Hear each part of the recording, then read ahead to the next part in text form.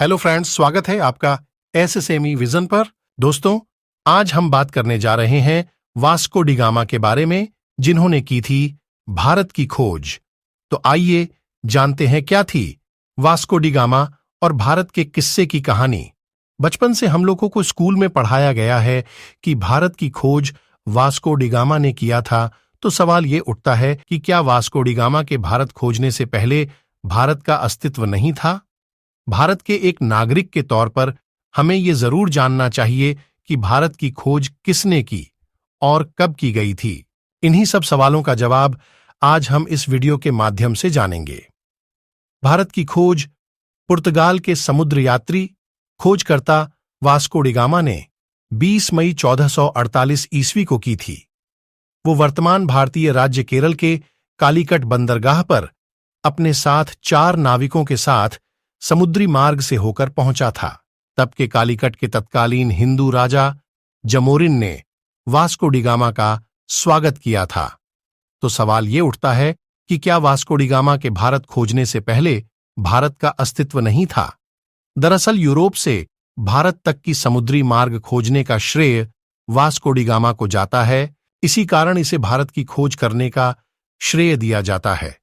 इससे पहले कई आक्रमणकारी घुसपैठिए जैसे कि सिकंदर, मंगोल, अरब के लोग भारत आ चुके थे, पर वो समुद्र मार्ग से नहीं आए थे। वो प्रसिद्ध स्थलीय रास्ता खेबर दर्रा से होकर आए थे। भारत एक बहुत ही समृद्ध देश था। यहां पर कई चीजें जैसे कि मसाले, सोने, चांदी इत्यादि का उत्पादन भारी मात्रा में हुआ करता था। वास्को डी गामा के भारत खोजने से अर्थात यूरोप महाद्वीप को समुद्र मार्ग से भारत को जोड़ने से भारत के व्यापारी अब आसानी से अपने सामान को यूरोप के बाजारों में बेच सकते थे। साथ में यूरोपियंस भी भारत से सामान ले जाकर अपने मार्केट में बेचते थे और मोटा मुनाफा कमाते थे। भारत की खोज हो जाने से भारत अब वैश्वीकरण की ओर बढ़ गया था और पश्चिमी देशों से व्यापार के रूप में जुड़ गया था।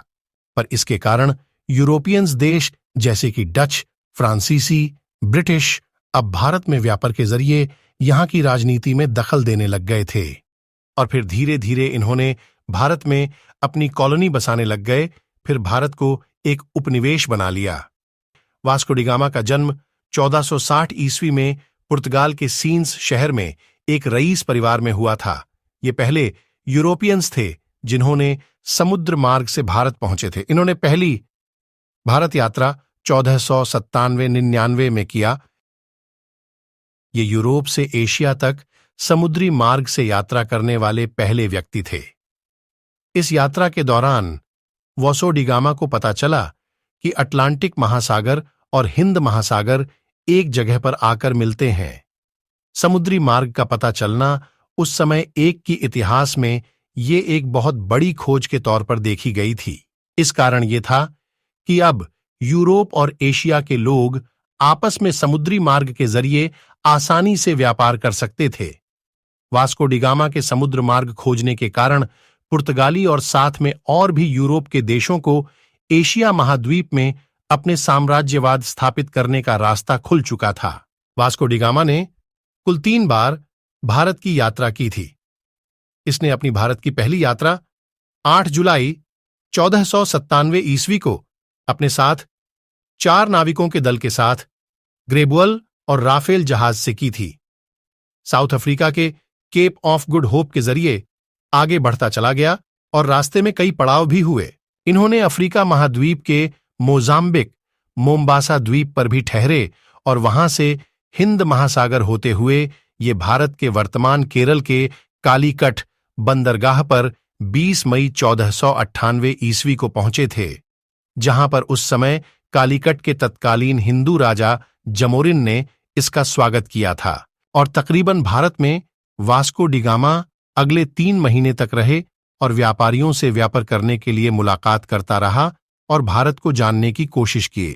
इसके बाद वास्को डी गामा व्यापार के सिलसिले में 2 बार 1502 ईस्वी में और ये तीसरी बार पुर्तगाली भारतीय राज्य का गवर्नर बनकर के आया था और अंततः इनकी मौत 1524 ईस्वी में भारत के कोचीन शहर में ही हो गई थी। वास्को को भारत के अलावे अरब सागर का महत्वपूर्ण नौसेनानी और ईसाई धर्म के रक्षक के रूप में भी जाना जाता है। उसकी प्रथम और बाद की यात्राओं के दौरान लिखे गए घटनाक्रम को 16वीं सदी के अफ्रीका और केरल के जनजीवन का महत्वपूर्ण दस्तावेज माना। हम आपसे ये विनती करते हैं कि इलेक्शन का दौर भी शुरू होने वाला है और जाति की बातें सुनने और देखने का चलन शुरू होने जा रहा है। हमारी ये गुजारिश है कि मतभेदी और मनभेदी लोगों से दूर रहे, अपना और अपनों का ख्याल रखें और महिलाओं को सम्मान दें। अगर आपको हमारा पसंद आया तो वीडियो को लाइक और चैनल को सब्सक्राइब करना मत भूलिएगा ताकि हम आपसे मिल सके सबसे पहले। धन्यवाद।